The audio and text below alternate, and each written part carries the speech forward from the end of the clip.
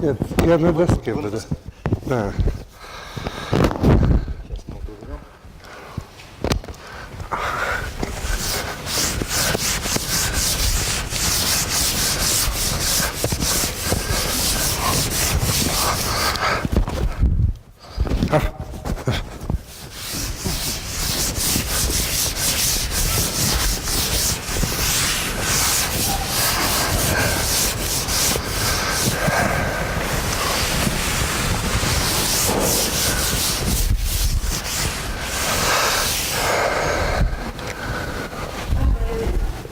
Yes.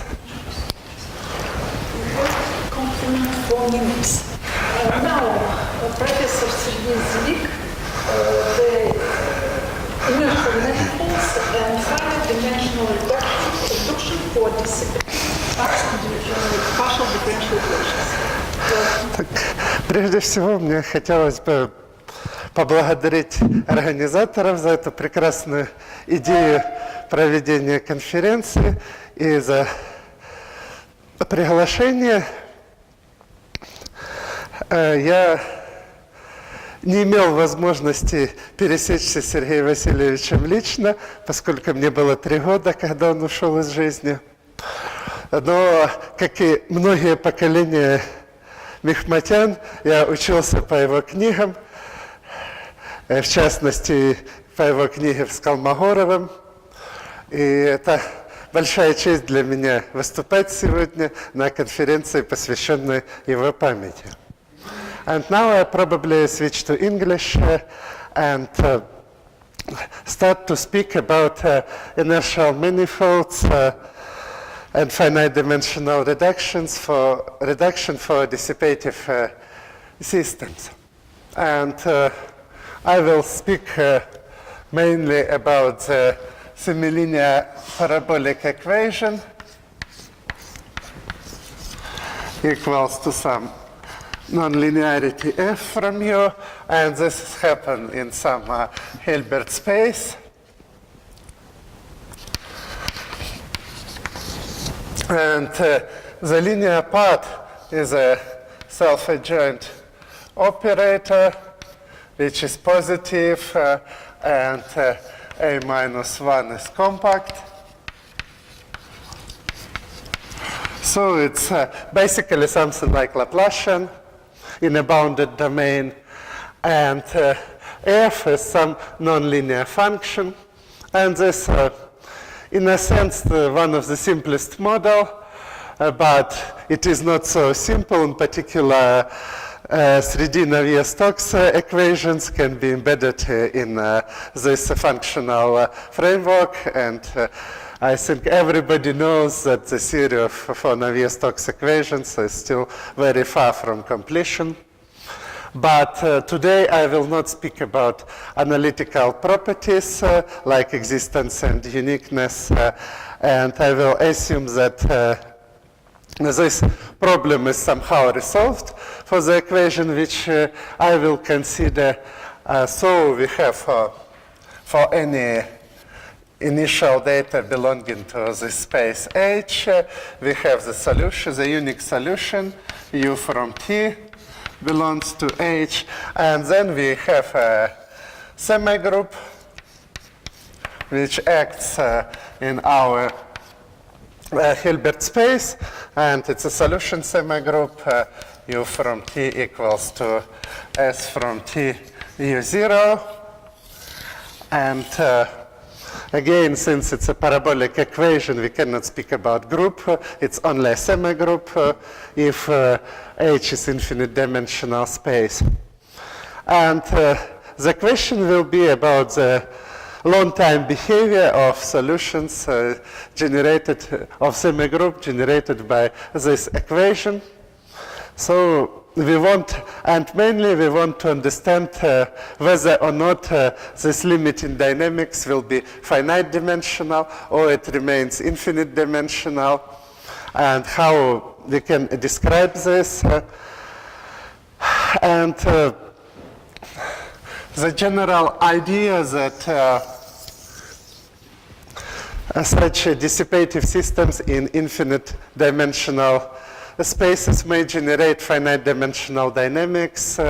It's probably, at least in Russian literature, people usually refer to Kolmogorov and together with his theory of turbulence, when we have some kind of inertial scale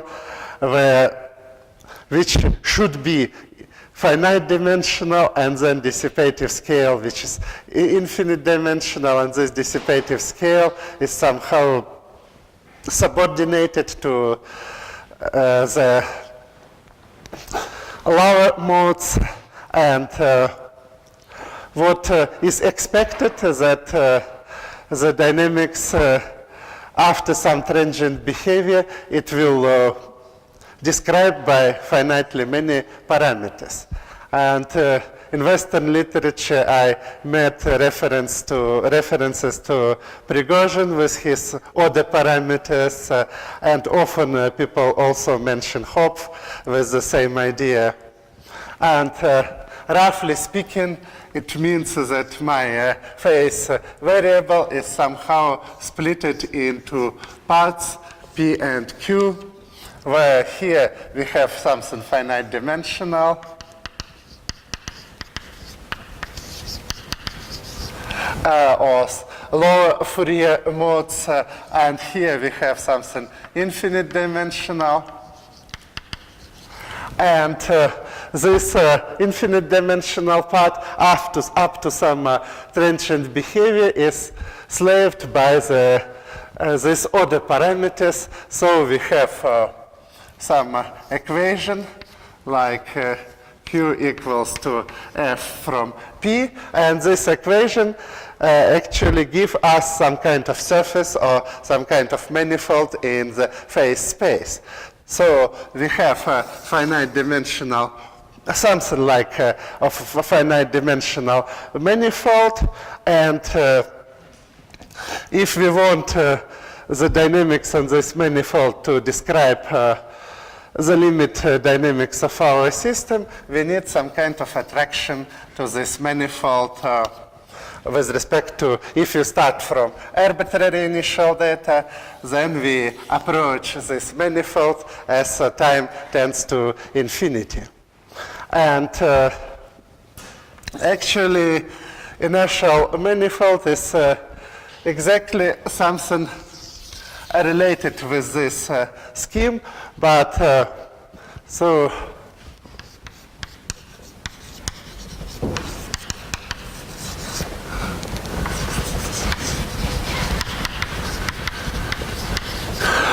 this is invariant finite dimensional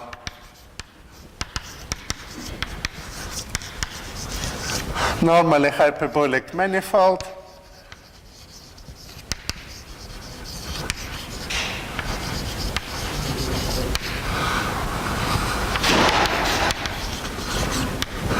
In my phase space, and this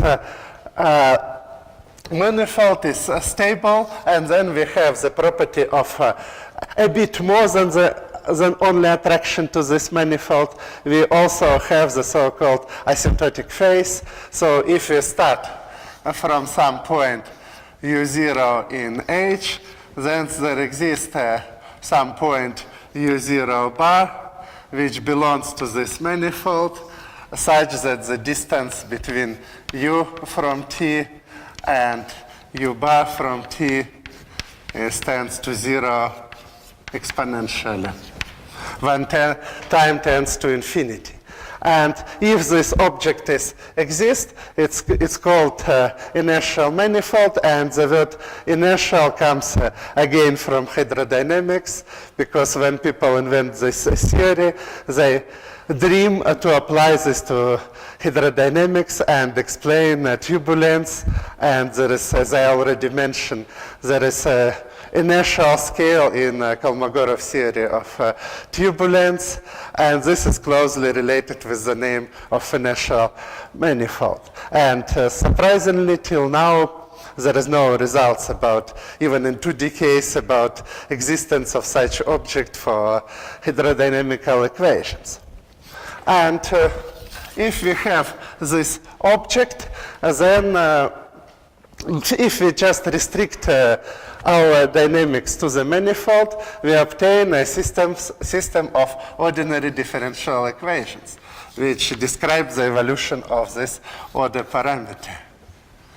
Let me just write some function here, and this system I will call inertial form of the initial equations.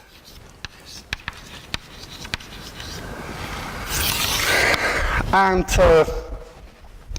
of course, the existence of such an object which give us the ideal finite dimensional reduction, because we start from a PD and end up with a finite dimensional system of equations, where we can say that indeed nothing new can appear in this system in contrast to the classical dynamics. And the existence of this manifold requires rather strict conditions which very often not satisfied in applications. So in order to state these conditions, I need to introduce the eigenvalues of my operator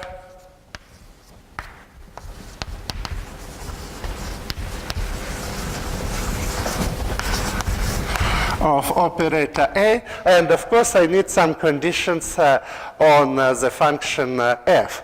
And the simplest case, if f is globally Lipschitz,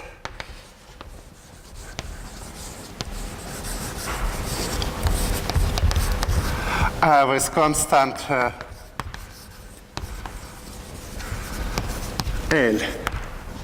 Then the so-called spectral gap conditions, which guarantee the existence of inertial manifold,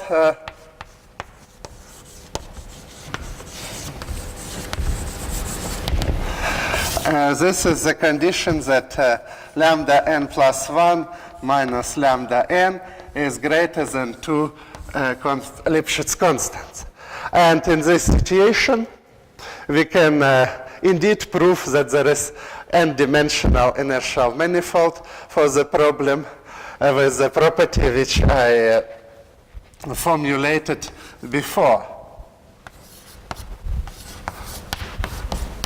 And this is a classical result which probably first was formulated by Feuerstein and Teman, I think in 1988.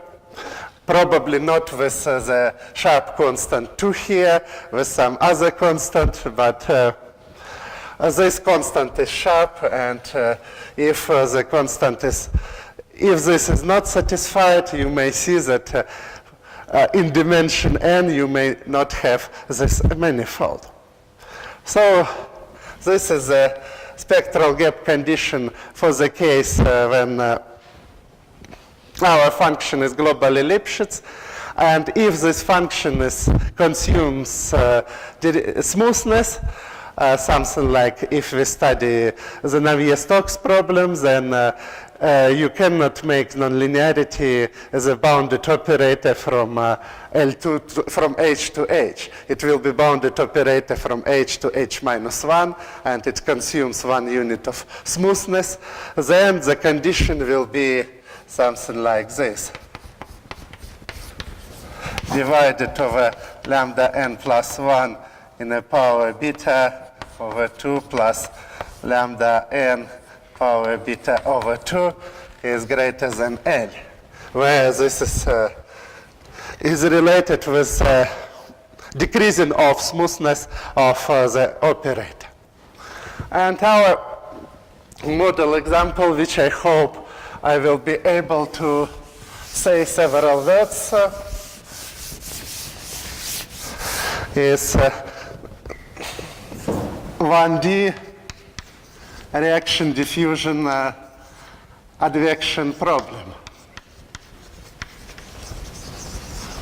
And this problem is just ut equals to uxx minus some f from ux and plus j from u. And this u may be the vector. And we will consider this in a strip, say minus pi, endowed by different boundary conditions. For instance, for Dirichlet, Neumann, and periodic boundary conditions. And this equation already gives us a non-trivial example, since the spectral gap conditions for these equations are not satisfied.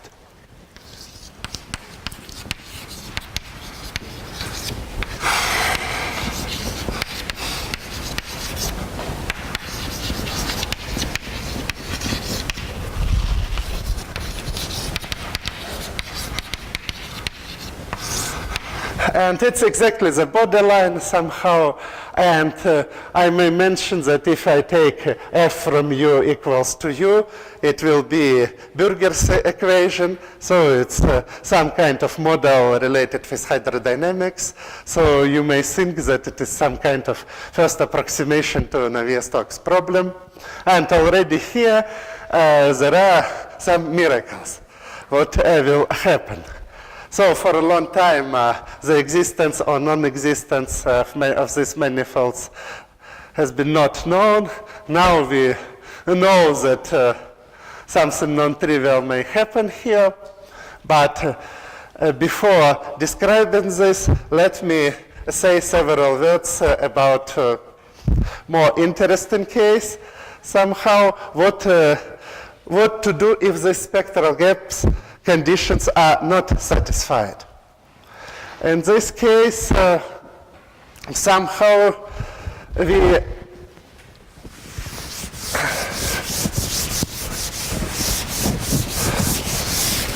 so let me somehow explain what's happened if I try to construct this manifold locally. So imagine that I have some equilibria. Let me denote it by u bar.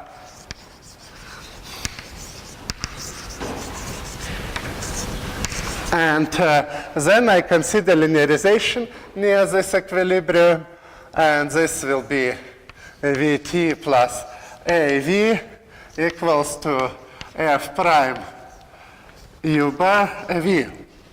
And we know that this operator, at least under some reasonable assumptions, this linearized operator, it will have a basis of eigenvalues and corresponding eigenvectors, and you will see that the equilibrium may be not stable. You may have finitely many eigenvectors which are unstable, but after that it becomes stable, and what is more important, you somehow can split stable and unstable variables, and for this linear equation you can say that this unstable space is exactly the linear analog of inertial manifold in this situation. Of course, if you slightly perturb this and switch on the nonlinearity, you will have some unstable manifold which correspond to this linear space. So locally, the problem looks near the equilibrium, it looks trivial, but actually, you may have several equilibria. For instance, U1 and U2. And it is possible, and you may find some kind of local manifold here and local manifold here. And it is not always possible to glue them together into something globally, some kind of global object. And one of the natural obstacles for this can be so-called dimension mismatch, which can appear here. For instance, any such manifold here may have even dimension, and any manifold here has odd dimension. And this can be formulated in terms of spectrum of this operator. And then you see that globally the manifold not exist. And this also can be known for a long time. But this example has been used to construct counterexamples to existence of such manifolds. But it's not very convincing. And not strong enough in order somehow to break the paradigm which tells you that the dynamic must be finite dimensional. Why? Because, okay, we have this dimension mismatch, but maybe this is not a manifold, maybe it's CW complex, so different part in phase space may have different dimensions, but you still may have something finite dimensional. And this is the picture which was till recently the picture looked like this. So we still had these counterexamples, but the main efforts were made in order to prove the existence of this manifold or some alternative ways how you can describe this finite dimensional reduction. But actually only one step was missed. If you look on this condition, this is the simplest consideration, when this is an equilibrium. And everything looks nice in this situation. But what's happened if you take this U is not an equilibrium. And if you take the next object, it's not an equilibrium, but periodic orbit. Then you will have here the equation Vt plus Av equals to F from U bar from T, V. And you have linear equation with periodic coefficients. F prime, thank you very much. And if we were in finite dimensions, then we know that there is a Flaquet theory. You can just describe this using the Flaquet multipliers, or you may do some periodic change of variables, and the equation become autonomous, and we will have the same picture as before. But actually, in infinite dimensions, it is not true. This theorem fails, and what you may have here, you may have the period map, which I will denote like this. It acts from H to H. This is my period map. And in this situation, this map is injective, but Flaquet exponents is exactly eigenvalues of this map. But the problem is that this map may not have any eigenvalues. The situation is this operator may be injective, and the spectrum of this operator, because it's a compact operator, then it consists only from 0 and nothing else. This is something like a Volterra type operator, which is known from integral or some infinite dimensional Jordan cell, which may appear here, and nothing in this scheme, and nothing from the assumptions forbid us to have such a period map. And in this situation, you will not have any Flaquet exponents, and then every solution of this linear equation decays to 0 with super exponential speed. And this is already clearly not finite dimensional phenomena. You cannot, in this inertial form, you cannot generate anything like this. And so And even formally, you may construct global attractor and find dynamics, find a periodic orbit on it in such way that the rate of attraction to this periodic orbit will be super exponential. And another thing, if you look carefully on this map, you may see, at least in particular constructions, that the solution looks like a traveling wave in Fourier modes. It, of course, will decay because the system is dissipative, but at any time moment, only two Fourier modes are excited. And then this dynamics will move for this excitation zone from lower Fourier modes to higher modes until infinity. And this is also clearly not finite dimensional dynamics. And this is something which sits in this theory and give us one of possible real obstacles to the existence of inertial manifolds. And this shows that the dynamics may be infinite dimensional. And if we will be able to construct such a periodic orbit. And if you work with abstract equation here, there is basically no problem to construct such object. And if you look at the book of Kuchment about this Flaquet theory, you may find examples there how to do this.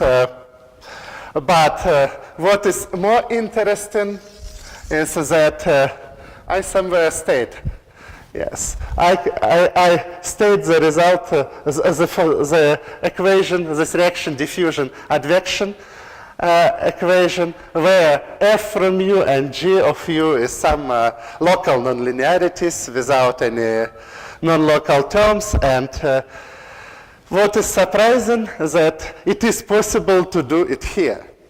So you can just give explicit examples of nonlinearities and this periodic orbit, which will be constructed by hands inside in such way that you will have this type of period map near this trajectory, and then you will have somehow infinite dimensional dynamics, despite of the fact that fractal dimension of the attractor is finite, and this is, looks like a finite dimensional, but nevertheless it may contain something like this, and may contain many other things which we do not know about so far. We just show that this may contain some dynamical effects which cannot be realized in classical dynamics, at least generated by systems of ODEs.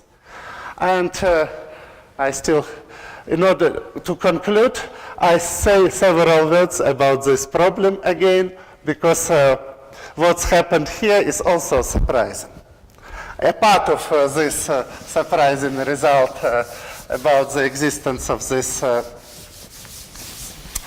periodic orbit, the situation is that the answer on the question whether or not you have inertial manifold here depends on boundary conditions. If you take Dirichlet boundary conditions, then inertial manifold always exists.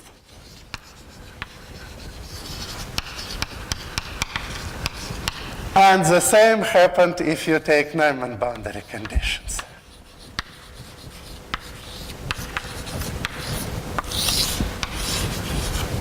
And a surprisingly most difficult case is a periodic case.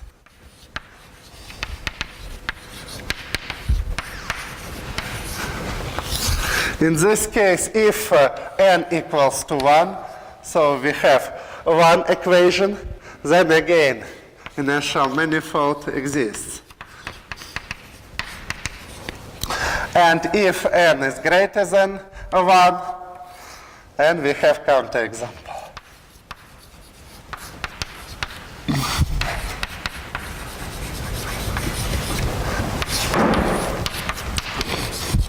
Which I just mentioned. So it's again normally, at least in the theory of turbulence, people put periodic boundary conditions in order to simplify the life. Because they are not very physical, but they look as the simplest one. But this example shows that, first of all, boundary conditions are important. Second, that these simplest boundary conditions are somehow the most difficult. And I think, okay, it's time to stop, probably. No. What? 10 minutes. Still 10 minutes? Okay, then I will probably explain some things about this equation.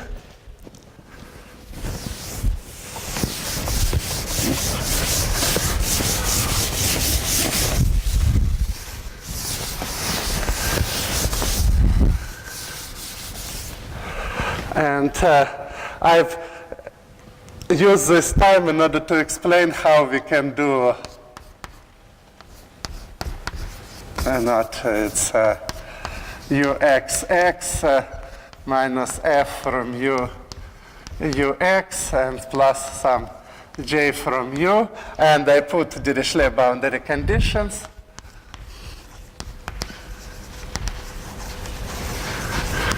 Actually, as I told, the spectral gap conditions are not satisfied for this case because lambda n in this case is proportional to n squared. We eat 1 unit of smoothness here because my operator A is minus uxx with Dirichlet boundary conditions on minus pi. Then the spectrum looks like n squared, and this beta equals to 1 because we eat 1 unit of smoothness, and we have lambda n plus 1 minus lambda n divided over lambda n plus 1 in the power 1 over 2 plus lambda n in the power 1 over 2. This is n plus 1 square minus n square divided over 2n plus 1. And this is just equals to 1 or something like this. And you see that the spectral gap conditions will be satisfied if this L will be less than 1. So if the nonlinearity is small enough, you have spectral gap conditions, and you have, by the standard theory, you have a natural manifold. And if this nonlinearity is larger, then no spectral gap condition.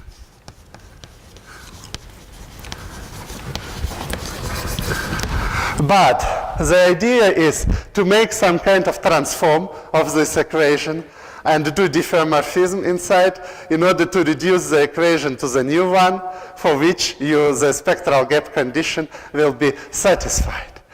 And this is, again, if you write a linearization of this equation, you will have something like Vxx plus Lvx, not L, say A Tx Vx plus Bv. And for this equation, we even know how to do transform in order to kill this term. Then you need to do transform in the form like W equals to integral e in the power, I think, minus 1 over 2 integral from 0 to, or from minus pi to x, something like this. And if you do this transform, this term will disappear, and you obtain equation without terms including Vx. So the idea is to do something like this with nonlinear equation. And this gives you the form of this diffeomorphism. But if you do this directly and write something like W equals to e in the power minus 1 over 2, this integral from minus pi to x f from u dx multiplied by u, something like this. Then when you will differentiate this term, you will have again terms with ux. When you do this transform, you again will have terms with ux, and this basically kill everything. But the leading idea here is to smoothify this operator in terms of x. Because normally if you do this transform, you kill this term completely. But as I told, you need not to kill this term. You need to make it smaller than 1.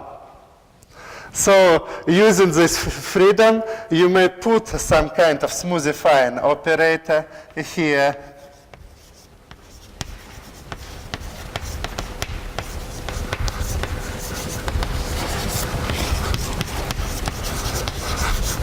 And after adding the smoothifying operators, this term becomes small, and the terms which come from the second differentiation of this object will be not dangerous due to smoothifying operator. It gives you some non-local add-ins to this function j from u, which is not dangerous.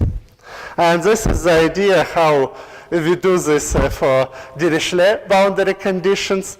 And here you also see why the difference with boundary conditions come into play. Here, if I do such transform, if I put here Dirichlet boundary conditions, I will have automatically Dirichlet boundary conditions for this. If I put Neumann boundary conditions, I already will not have this.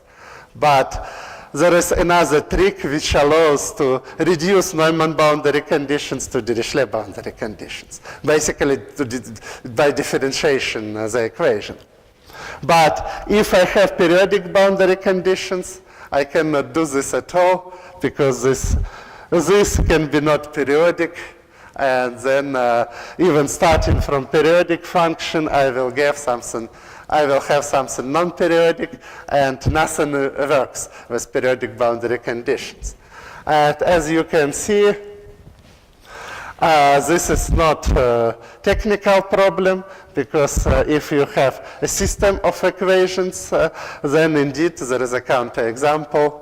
And surprisingly, this counterexample is related with the absence of like a theory for infinite dimensional systems. And there were a lot of examples, as I told, on abstract level, so such counterexamples, but at least I never seen this example for concrete equations in the local form. So we built up this example by hands, and finally it is not difficult, and the nonlinearities are something like quadratic, and this is not up to some time-dependent function, which is ugly, but this time-dependent function is then generated as a solution of one more equation like this. And when you reduce everything to autonomous case, you obtain something not good. But when you still have non-autonomous equations, then the nonlinearities are very nice. So now I think my time is over. Let us think this speaker. Any questions, comments? I have two questions. Okay. The first of them, can you describe the connection between two concepts, the concept of attractor and the concept of inertial manifold? It's my first question. Okay. So in a sense, first step, in this scheme is to construct a global attractor for this equation, but this global attractor is just an omega limit set, and it doesn't have any nice structure. It may be fractal set or something like this. But this attractor is a compact invariant set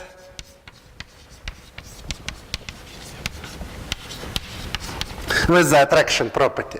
So you somehow sure that all non-trivial dynamics live in this attractor. And there are big machinery how to construct this attractor and how to prove that the fractal dimension of this attractor is less than infinity. In this case, it's always like this in this model example. But again, there is a machinery how to estimate this fractal dimension. But then even you can use the so-called Manet projection theorem, which is the analog of Whitney embedding theorem for non-smooth sets, and prove that there is a Helder continuous homeomorphism of this attractor to finite dimensional plane. So you can even construct the Helder continuous inertial form, just based on the attractor theory, without this inertial manifold. But if you start from a smooth equation and then end up with something finite dimensional but not smooth, this may be not a simplification at all. Because systems with non-smooth nonlinearity, they do not have even uniqueness. And there are simple examples which show that you may lose uniqueness if you project a system in an improper way. So in order to improve the smoothness of inertial form, you need to embed this attractor into some finite dimensional manifold. But this is a big problem. Actually, in these counterexamples, which we have here, you cannot embed in a Lipschitz way or even log Lipschitz way, you cannot embed the attractor into any finite dimensional manifold of, say, Lipschitz or C1. So it's even not necessary invariant. Because you produce something ugly on this attractor due to this cycle, and this attractor cannot be embedded into any finite dimensional manifold. So somehow, if you want, the smoothness become crucial here. Because Helder continuous inertial form you can construct, but this is not perfect object, not exactly what you want. If you want smoothness, then you should do something else, and fractal dimension is no more responsible for this. You need something else, spectral gap, and all this stuff. Okay. And we have some minutes, and if it's possible, I ask one question. Okay. My next question is the following. In dynamical system theory, the concept of genericity is well known. We mean by genericity the existence in the space of systems, the large, in some sense, set where some property is fulfilled. But are there results concerning some type of partial differential equations of genericity of the existence of inertial manifold? You have given many examples, but I would like to know, can be distinguished for some types of partial differential equations the large set where inertial manifold exists? First of all, I would say that even in the classical dynamics, this genericity is a bit dangerous concept, because C1 genericity is different than C2 genericity, and I have seen examples like that. C15 genericity is different from C17 or something like this. In infinite dimensional case, it of course becomes more complicated because you do not have even Lebesgue measure in infinite dimensional space, so it become, you may use of course prevalence or something like this. This is one problem because it's not clear how you should define this genericity for this equation. On the other hand, if you remember this example of two different equilibria with dimension mismatch, they look like they survive under small perturbation. So they show you that under some class of perturbations, this property that the natural manifold do not exist will persist. And I do not know what's happened with this property. Probably it will persist if you allow infinite dimensional perturbations. So if you do something just finite dimensional perturbation, you probably can remove this thing. But again, it's something, it's only one possibility how you can produce this. There are many others probably, and you may do something else, like what people do in Newhouse domains, and prove that some non-hyperbolicity is generic. Probably you may do the same here. I don't know, but. Thank you. Let us thank the speaker again.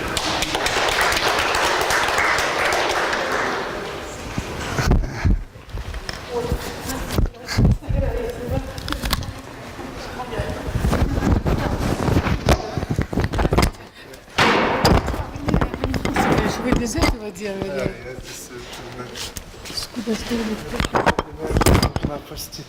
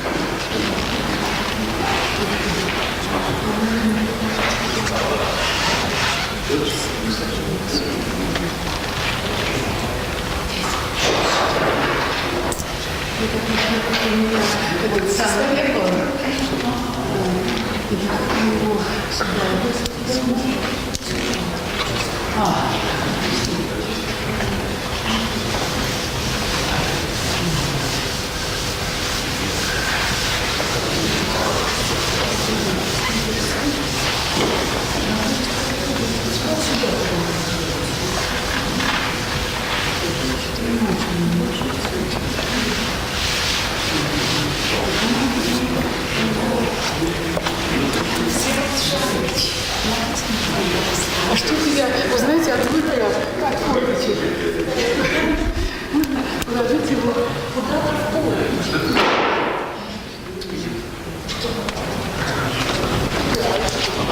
Так, просто собаку. А ну так, чтобы побольше было.